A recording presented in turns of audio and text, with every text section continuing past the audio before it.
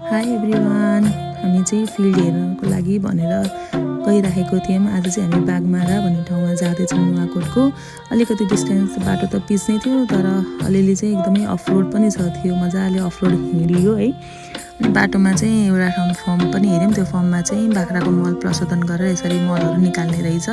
अनि त्यहाँ हेर्दै ओर्दै हामी चाहिँ अब आफ्नो डेस्टिनेसन तर्फ हिँड्यौँ, अगाडिको फिल्डहरू हेर्नलाई। अनि त्यहाँ चाहिँ धेरै बाटो चाहिँ आजभोलि बनाउँदै थियो। अनि माथि हामी लगभग 2000 मिटरको हाइट जस्तोमा पुग्यौँ कि त्यहाँबाट एकदम ठाडो उकालो जस्तो थियो होइन।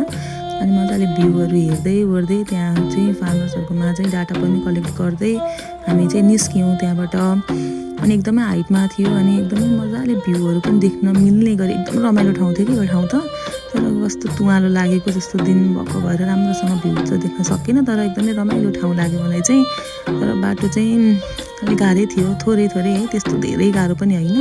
ठाडो उकालो थियो, ठाडो ओह्रालो झर्दाखेरि त यो बाटो त होइन कस्तो होइन, बाइकमा चाहिँ ब्रेकै नलागेको जस्तो भएको थियो क्या। अनि त्यही भएर बाइकलाई पनि रेस्ट गराउँदै त्यहाँ बाइकमा चाहिँ पानी हाल्दै चिस्याउँदै अनि हामी पनि पानी खाँदै होइन निस्क्यौँ त्यहाँबाट।